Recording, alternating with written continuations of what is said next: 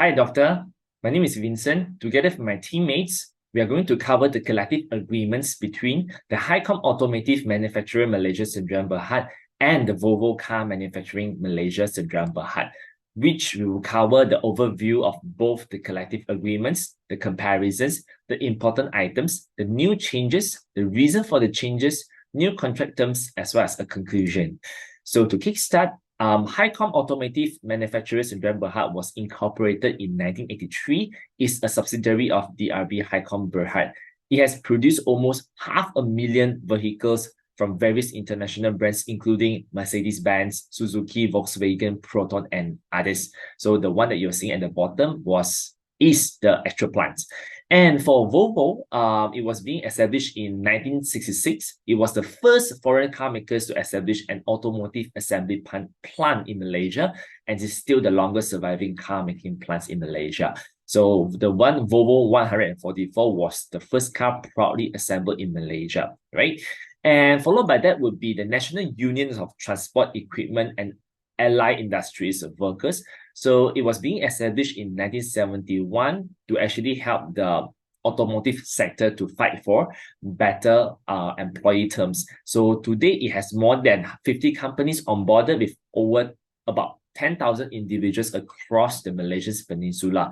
So these are the latest collective agreements for both companies. So next I'll pass to Suzilla and also Yang to talk about their similarities and differences. Thank you, Winston. Hi, Dr. Ong and all. I will talk about the similarities and the differences for Highcom and Volvo's collective agreements. Being well established in automotive manufacturing industries and with a strong union for collective bargaining, both Volvo and Highcom share a number of similarities in collective agreements. From their latest collective agreements effective in 2022, most of the employment terms and conditions, benefits, interpretation of regulated regulations are well covered as listed shown in the slide.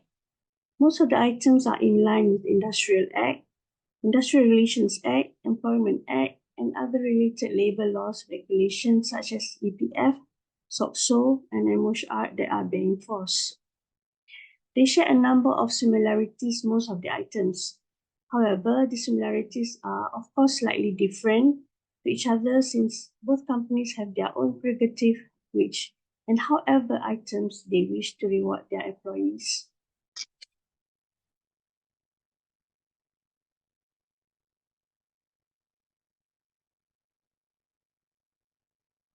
Moving on to the differences, we now focus on more what Volvo offers and Highcom does not and vice versa.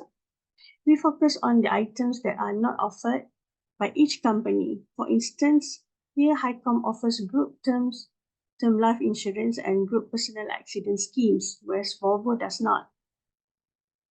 Volvo offers their employee an upgrading to higher grade after certain years of employment, whereas Highcom does not. Volvo does not offer paternity leave, marriage, special paid leave when Highcom has those provisions. Volvo offers safety spectacles for its employee, while Highcom does not. Volvo offers retirement award, merit increment, and salary adjustment, while Highcom does not. Which item is better? My team member Yang will further elaborate on that after this. Over to you, Yang. Thank you. Thank you, Suzilla. Hi, Dr. Ong. I'm Yang, and I will be continuing from Suzilla's part. To look at what's important in the collective agreements, we'll first look at which are the better items, as Suzilla had pointed out some differences in her presentation earlier. We'll be looking at the details of some of the better items from the collective agreements from the two companies. We'll first look at which items are better from Volvo's collective agreement. Working on rest day in Volvo is better as it provides up to 3 times normal pay as opposed to Highcom's 2 times normal pay. Volvo guarantees 5% annual increments and bonus of 2 months every year. Even if employees are resigning, they get prorated bonus too. Retrenchment is also better at Volvo, and we'll see why later. Volvo also offer advanced salary payment and upgrading to senior grade if the employee has been in the same position for 10 years, and retirement benefit of 2 to 5 months salary depending on years of service. These are not available for HiCom employees. However, HiCom does have better items too, such as shorter working hours and paternity leave, and even subsistence allowance up to 1,000 ringgit a year for outstation in countries during winter season. Although medical limit of 3,000 ringgit is already higher than Volvo's, HiCom takes a step further to include dentures benefit of 200 ringgit a year and still offer group insurances on top of that. Next, we'll look at the important items in the collective agreements. For working hours, both Volvo and HiCom, they are doing all right as they followed the new requirement as per the Employment Act revised for 2023 last year, which is now 45 working hours per week maximum, with Volvo currently practicing 44 hours per week and HiCom at 41.5 hours per week. As for retrenchment, Volvo gives 30 to 40 days pays per year of service, which is above the requirement. The requirement is only 10 for 2 years, 15 for 2 to 5 years, and 20 days pays for beyond 5 years. HiCom follows this exactly. For the annual increment, it is not a must yet, but the progressive wage policy is expected to start this year, June, so HiCom may have to revise their policy before that. Finally, there is no requirement on group insurances as the group life and group personal accident that HiCom provides. As in Malaysia, only the Employment Insurance Scheme, EIS, is mandatory. Next, I would like to pass on the ball to Ira and Salina to talk about the new changes in the articles for union and management. Thank you. Thank you to my team. Hi, my name is Putri. I'm going to continue my part, which is article that union would like to have a change. Before I proceed further, I would like to share with you something. HiCom faced several years of controversy and dispute with the management. In February 2016, 32 union members will be dismissed by the HiCom, but after RR department meeting, 27 unions will be reinstated. However, the company declined to reinstate the remaining 5 local union leaders. Because of this incident, the importance of Article 11 on discipline of employees is highlighted, and they could be changed in order to strengthen more legal protection for employees during disciplinary process. I will explain this further in the next slide. The next one is for the Volvo. Regarding Volvo company, we have select Article 7 focusing on the promotion policy. The union may find it necessary to revisit the existing promotion policy in current collective agreement where currently the promotion are depending upon the availability of suitable employee. However, there is notable lacking in certain terms that could be changed, particularly with regard to the consideration of certain factors. For example, like to consider seniority-based promotion, or maybe to have position review and re-evaluation exercise in certain years of period. For example, within 5 years or 3 years period time. Addressing this insight, I believe it will contribute to be more effective promotion policy within Volvo. Let's move to the next slide, which is reason of changes to the current Article 11, discipline of employee. For HiCom company, the purpose changes in Article 11 is aimed to enhance legal protection for their employee during the disciplinary process take place. We have identified the reason to the changes. For example, to maintain fairness and transparency, to prevent abuse against the employee, and also to do the process in order to provide sufficient time for the employee to respond. To explain further on this, the union works towards ensuring employees are treated reasonably and given a fair chance to defend themselves against allegation. By seeking more detail on the disciplinary action like written notice and reason, this is also can improve transparency and promote as a fair process. Other reasons that support these changes are to prevent from abuse action against employee during the discipline process take place, and also to prolong process so that all the employee will be given ample time in order to respond, appeal their right, or to challenge the decision during the process. As the conclusion, by negotiating process, it will enhance protection. This is where union responsibilities take place, which is to guarantee all the disciplinary matters has been conducted in fairly manner.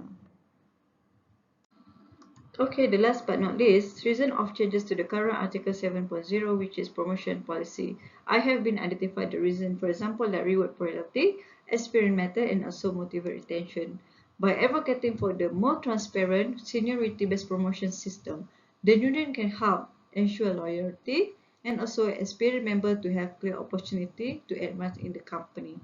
In the same time, it can increase retention rate where employees will be get motivated to stay if they have see clear path in their career progression. This also can help retention which benefit both union and the company. I think that's all from my part. I will pass to the next member. Thank you. We now look from the perspective of employer on the change to make in current contract term related to medical benefits, specifically in medical annual checkup. From what we can see in Volvo Collective Agreement, Article 19.1, which is sick leave, provide the employee 40 years and above are entitled for medical checkup once every 2 years by subject to company doctor recommendation. Whereas the HICOM Collective Agreement, Article 21.1a mentioned about medical attentions are for every confirmed employee shall be entitled to free medical attention and treatment by companies appointed medical practitioner, but the annual medical checkup article is not clearly mentioned in the collective agreement. So in Volvo Collective Agreement, the change of article company proposed is to make sure the employees entitled annual medical checkup instead of 2 year once for employee above 40 years old and not only subject to doctor recommendation. While for HICOM case, company may change to employee entitled to free medical attention includes annual medical checkup in addition on the current company's appointed medical doctor treatment only. So the article change is in line with integration of employees' preventive care such as ongoing wellness activity, for example, like physical activity, smoking cessation, also disease management. It's actually important to be aware that the proposed changes to a collective agreement will involve a negotiation between the labour union and also management to ensure a mutual beneficial relationship. Therefore, the proposed change to current article regarding medical checkup is to make sure that a fair and beneficial outcome for both parties. The reason for employer to propose changes to a collective agreement to be annual medical checkup for free in both HICOM and Volvo is to strengthen employee health and to enhance their productivity, also reduce a long-term healthcare costs in the company.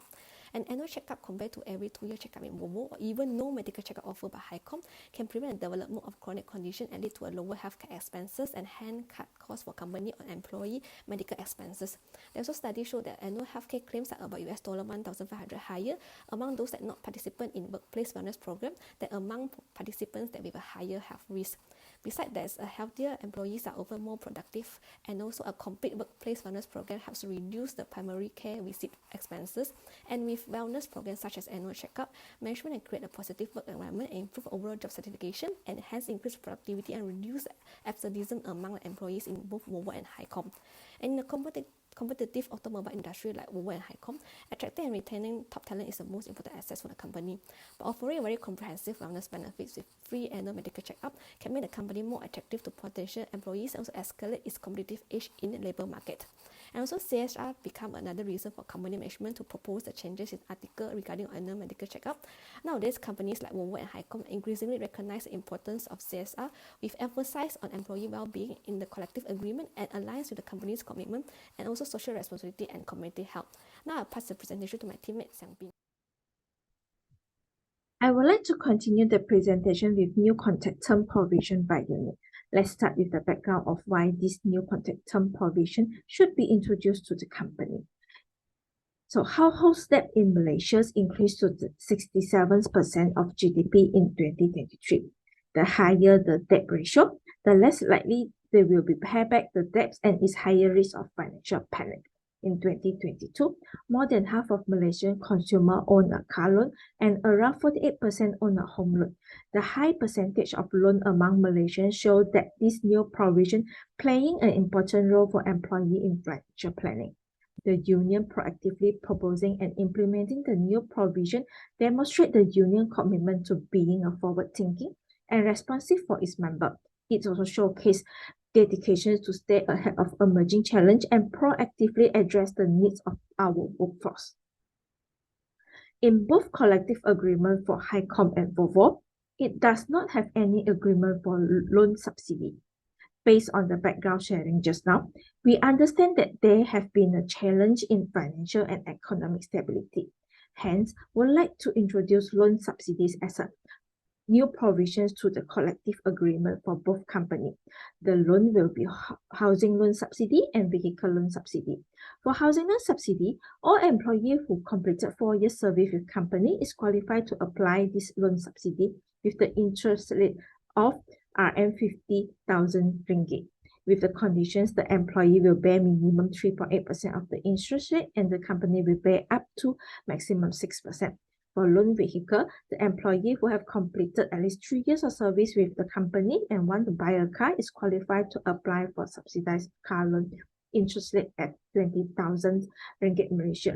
The companies and employee will bear the interest rate equally. Both of the loan needs employee to have a approved loan from financial institutes for this entitlement. And the reason for the proposed new provision, we can look into the first one, addressing evolving financial challenge. The economic landscape is constantly changing and the union members may face new challenges and unforeseen financial challenges. The proposed provision is designed to adapt to these changes and provide additional support where it's needed. It also helps to enhance the financial well-being. The new provision aims to enhance the overall well-being of union. Loan subsidies lower the financial burdens of employees, reducing stress associated with the loan repayment.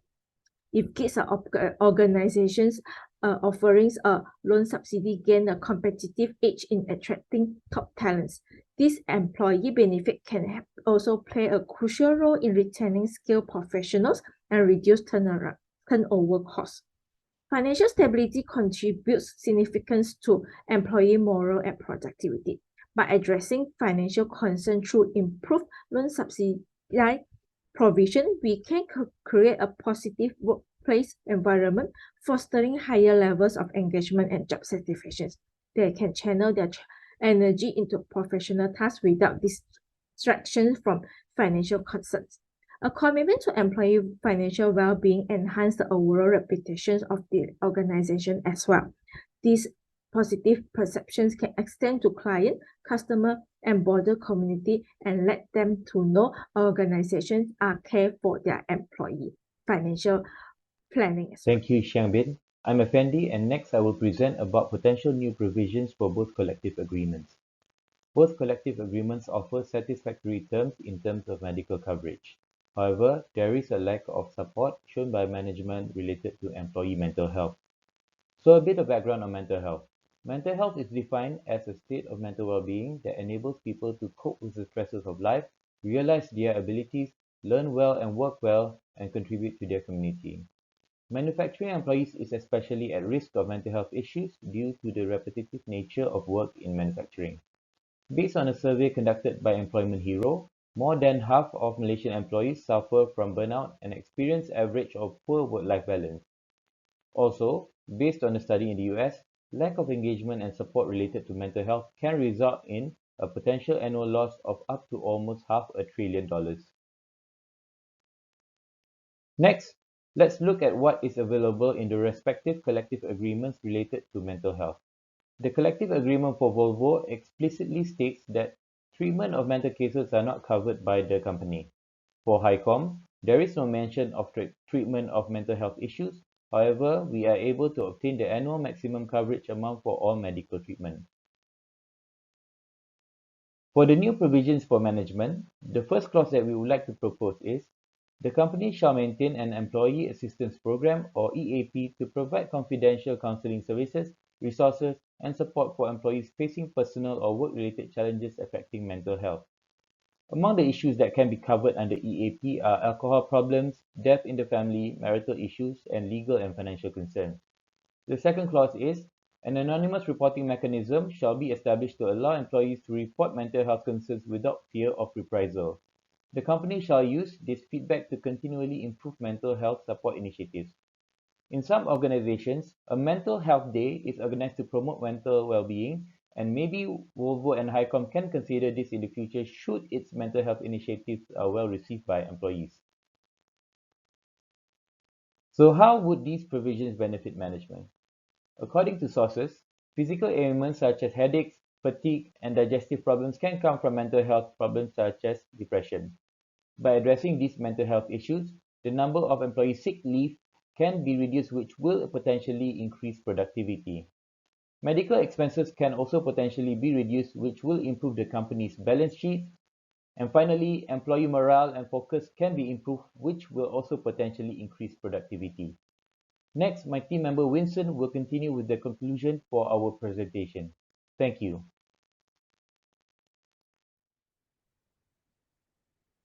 Thanks, Effendy and my fellow teammates. So we can see that in conclusion, both collective agreements share multiple similarities and also some differences. But regardless, there's no one is better than the others. But eventually, whether the collective agreements has the terms as meeting the minimal requirements by the Employment Acts in Malaysia and also some of the other laws available in Malaysia. So eventually, these collective agreements are meant to safeguard both the employers and also the employees. And to end this, we would like to highlight one phenomenon where we see that the unionization rate in Malaysia has been steadily decreasing over the past 4 decades. In 2022, only 5.8% of the workforce was represented by 767 trade unions, with less than 2% covered by collective agreements. The key factor that's contributing to this phenomenon is basically the low awareness among the young generation. So from this, we hope that the young generations and the government and also all the relevant parties could work together to raise the awareness and to safeguard both the employees and employees through collective agreements. Thank you.